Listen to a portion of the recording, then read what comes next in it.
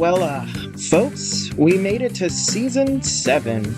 Welcome to the Vulnerability Time podcast. I am your host, Josias Abriel, and published author. Speaking of published author, before the episode starts, make sure to go check out my books. They're available on Amazon, and the link is in the episode description below. Go ahead, get you some healing. One's a poetry book about overcoming pain and trauma and stuff like that, and then the other one's a self-awareness interactive journal notebook. So get you some healing. You're worth it. Another thing that you're worth all the love in the world. You're worth all the healing in the world, and I'm glad that you're here with us today to heal together. You are loved, you are valuable. This is your sign. Alrighty, enjoy the episode. Bye, folks. Okay, hello everyone. Welcome back to another episode of Vulnerability Time. I am your host and published author, Josias Abriel. With us today we have Laura, and we'll be talking about vulnerability being hard and being a strength and empowering, and what that looks like. But first, Laura, welcome to the podcast. Welcome to Vulnerability Time. Thank you. I'm excited to be here. I appreciate the opportunity. Yes, glad to have you. Laura, tell us a little bit about you. Any credentials or what you do or just anything you would like to share. Let's get to know you a little bit. So I'm a professional speaker and coach. And what I speak on, and the reason I am a professional speaker and what I work with people individually on is answering the question, how do I navigate through change? When we face change, when we experience change, the difficulty of change, the uncertainty, how do we navigate through? And so, what I've developed is a framework of the resources of grit and gratitude. So, I talk about how individuals, both individuals and corporations, can use the balance of grit and gratitude to navigate through change. And the reason that that's my topic, my focus, my passion, the whole drive behind that professional career is through my own experience. So, being diagnosed with a super rare eye disease, becoming blind as a teenager, having that major change and having to navigate forward, grit and gratitude were the resources for my healing, for my strength, for my daily mindset. So, that's the reason that I do what I do. Wonderful, wonderful. So, you said a speaker. Yes. So is that something that came about during your teenage years, you said, when you were became blind, or was that So something? great question. Yeah. It was a speaking career was never something I pursued. I didn't go to Right. school to focus on speaking. You said it perfectly. During those high school years, as I was losing my sight, people were coming and saying, "Oh, you're so inspirational. You're so amazing. Come and speak." And my honest answer, and is I can laugh about it now, but I was deeply honest and did laugh then and was funny to say, I'm trying to figure out the difference between the orange juice and the milk in our refrigerator. Like, I can't see anymore, so I can't Mm-hmm. just open up the refrigerator, glance, and see the milk, see the orange juice. I'm trying to figure out how to distinguish those two. I'm not inspirational, and I certainly have nothing to speak on. Fast forward to after grad school, when I was more settled, comfortable in my own skin, accepted my new normal, that's when I realized, oh, actually, I do have something to speak on. This is not a normal life experience to become totally blind as a teenager and figure out a way to navigate forward. Maybe I do have something to speak on. So that was the whole reason why how the speaking started and how the passion started. Gotcha. Okay, gotcha. Okay, thank you for sharing that. So, last question. Before we get into our topic, so you mentioned grad school. So what did you get your degree in? So my undergrad was in psychology. Mhm. My graduate was a master's of divinity. And again, they both completely tied to my personal experience. And Mm. we can obviously talk more deeper about that, but just I'll quickly say the reason for both of those emphasis and majors was because I knew through my own experience, healing was not just mental, it was not just spiritual, Mhm. it was the mind, body, spirit connection. Mhm. And so I wanted to study that and understand that from an academic perspective, since that had been my lived real experience. Right. Mhm. Okay, gotcha. Thank you for sharing. Alrighty. So, vulnerability, being hard, being a strength and empowering. Um, we came to that discussion point. We came up with that discussion point during our pre-meeting. Laura, why that discussion point? What's your journey and what's your story with that? The three words that you summed up again, you said it perfectly. Being vulnerable is incredibly hard, yet it is a deep, deep strength. And a perfect example, again, what I mean by that from my own lived experience, as I was adjusting to life without sight, for me to go to a trusted friend, a trusted family member, a therapist, and learn how to say, this is really, really hard. I am struggling. It's hard to say that. It's hard to admit that. And then at the same time, that gave me so much strength. Saying to that person on the phone or sitting with them or what with that therapist, being able to acknowledge that this is hard. I'm struggling. I'm anxious. I'm depressed. I'm overwhelmed. That gave me a sense of power because then I named exactly how I was feeling. Then I could do something about it. So that's why I say vulnerability is both hard and a source of deep strength all at the same time. Yeah.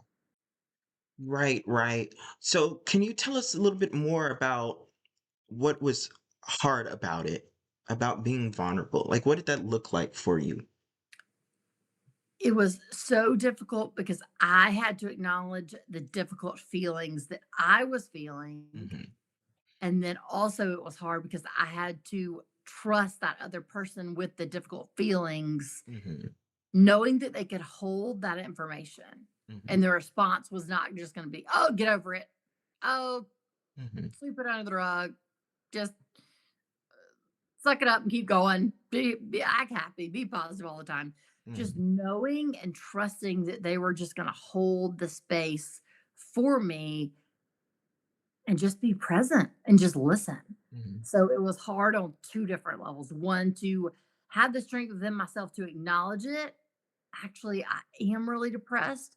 And then also Hmm. to trust the person that I was telling that to hold that space and just be a listening presence rather than telling me to get over it and not Hmm. feel those feelings. Yeah. Yeah, exactly. And it's important that, we have that space to be vulnerable because I know for me too, like I've experienced in the past, like growing up, oh, get over it, just be happy, Right. and that's not really reality. Right. That's not Right, real life. right, exactly. Um, Now how has it became a strength and empowering? Can you tell us a little bit more about what that looked like?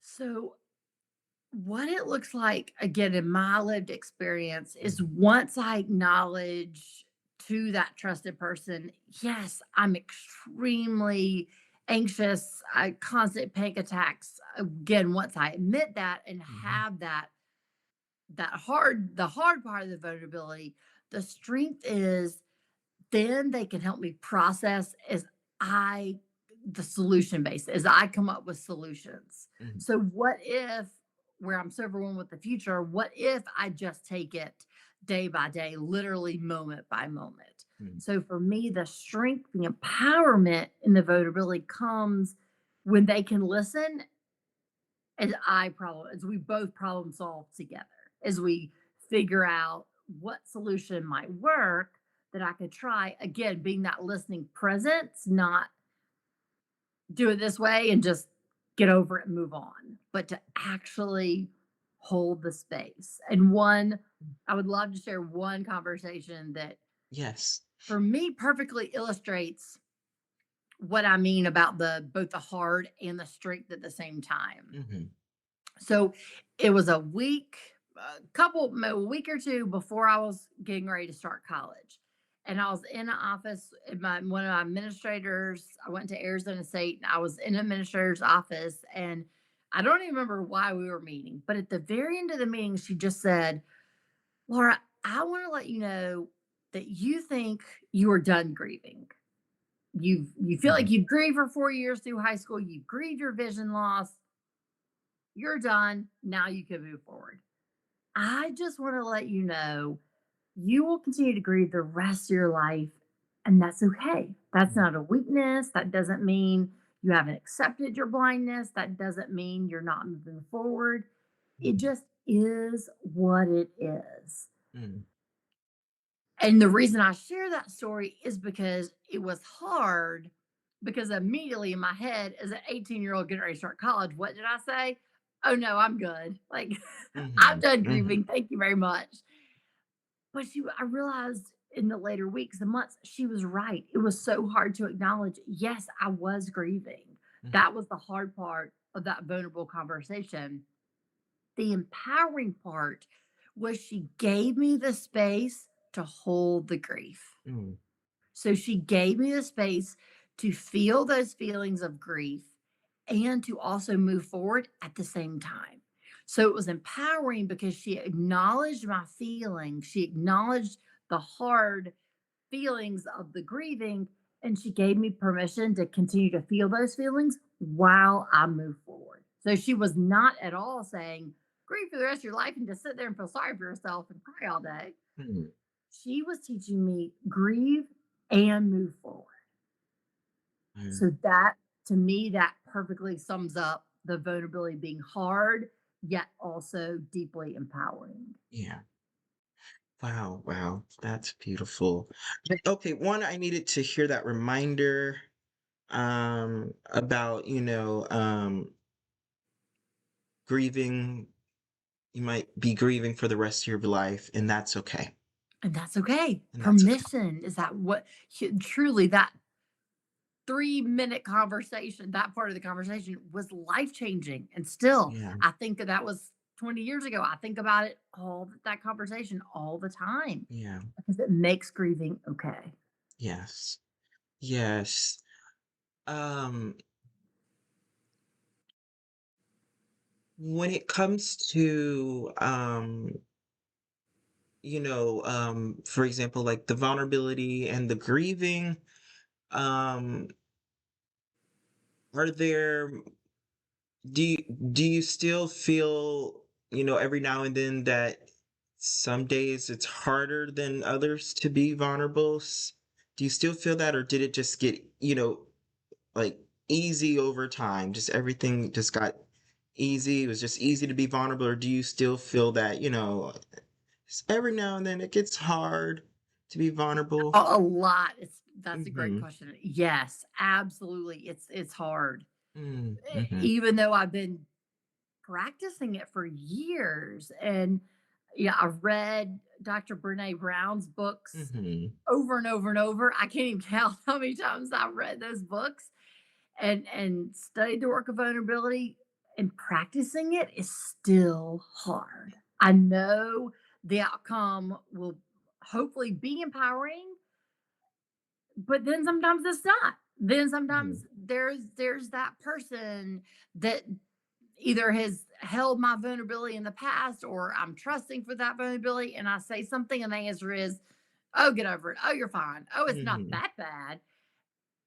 And that is so hurtful. So, Mm-hmm. yes, there are still those times when you are vulnerable and it's not received. And then it makes you question yourself. Why did I say that? Why did I say that to that Mm-hmm. person?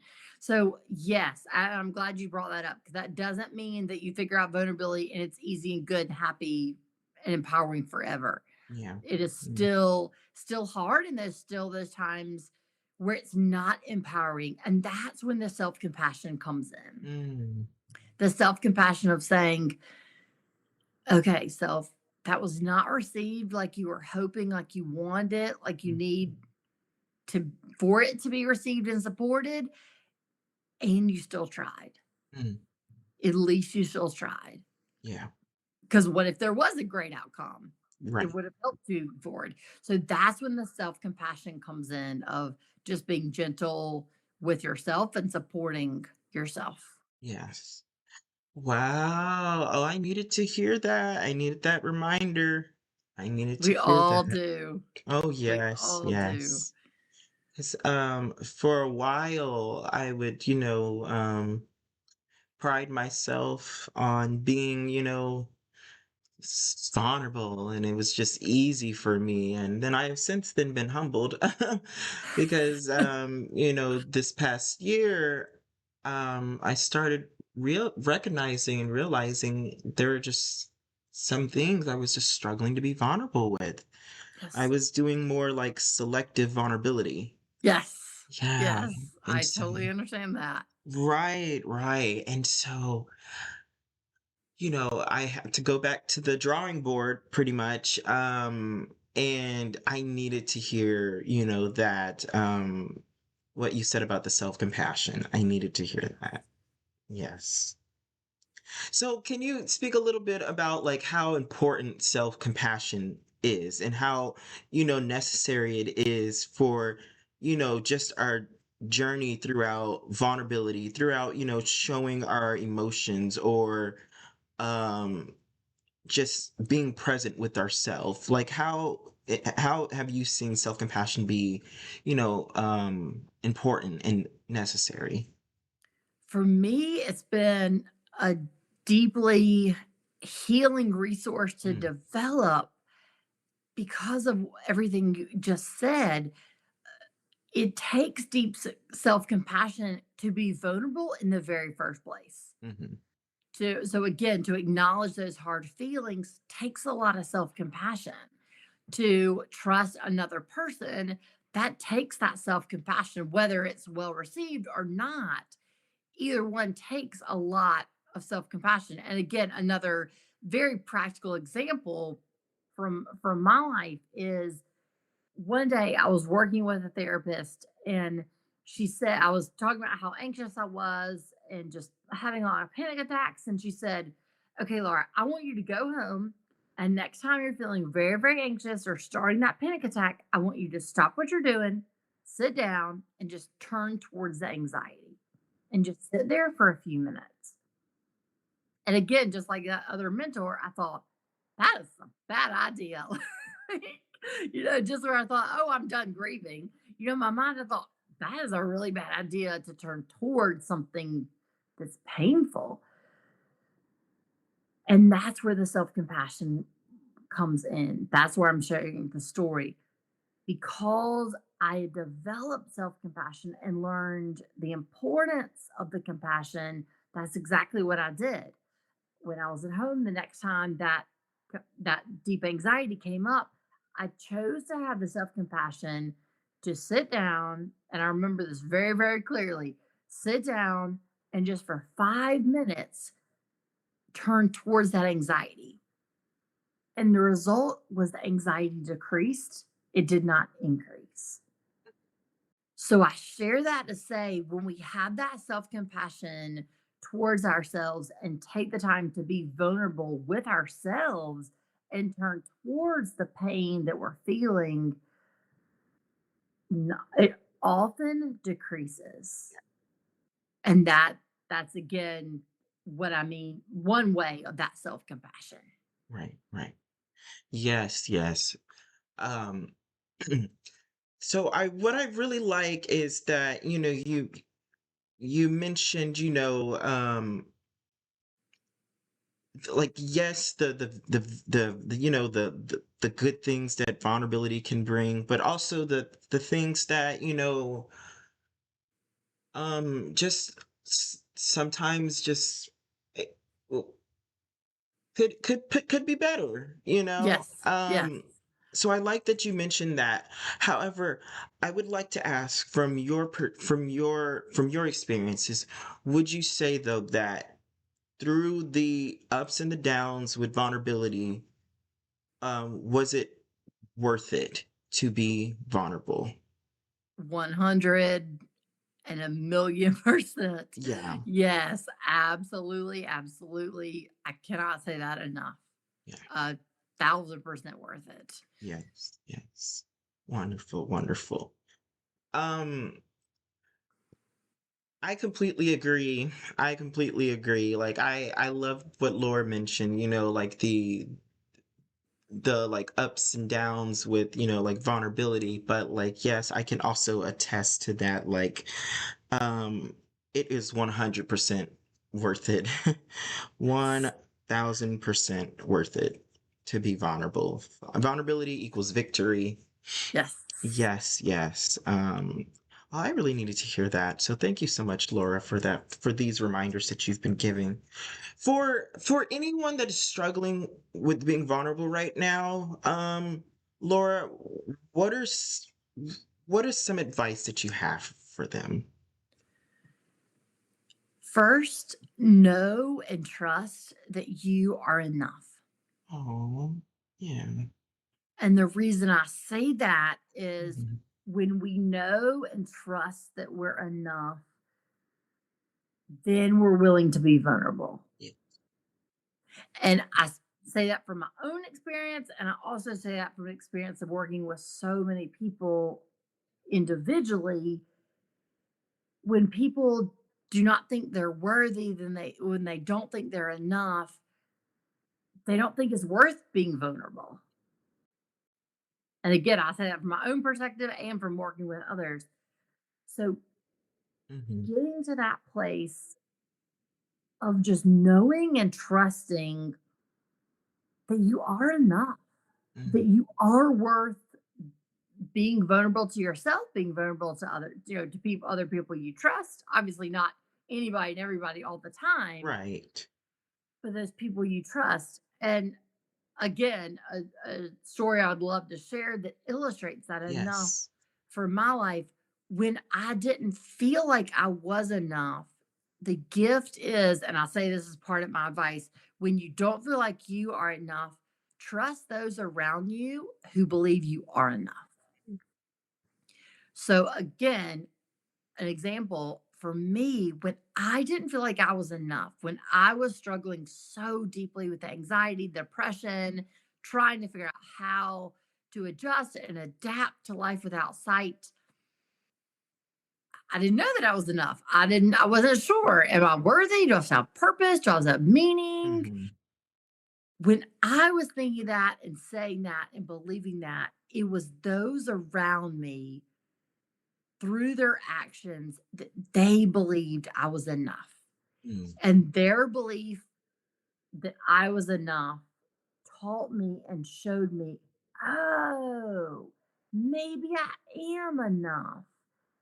And the way that my mindset started to change was then moment to moment, I would believe I was enough.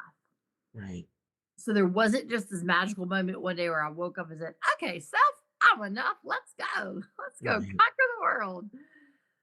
Rather, it was that moment to saying, okay, for this moment, I believe I'm enough. For this hour, I believe I'm enough. So my advice is know that you're enough. Mm. And if you don't believe you're enough, trust the people around you who do believe you're enough. Right. Wow. Oh, that was beautiful. That was beautiful. That was wonderful. Thank you so much, Laura, for sharing that. Um, Before we close out, folks, I just want to reiterate that you are enough. And before I close, I'd like to leave with a little challenge. Folks, um, go ahead and tell, whether call, text, FaceTime, whatever, just go ahead and communicate to someone, 1 to 2 people, not much, just 1 to 2 people, that they are enough. And that includes yourself. So go ahead and do that, folks. You never know who needs to hear it. And they might not need to hear it right now, but they might need to hear it next week. But the fact that they heard it today, they can reflect on um, just having heard it. Um, so go ahead and do that, folks. Laura, you are enough.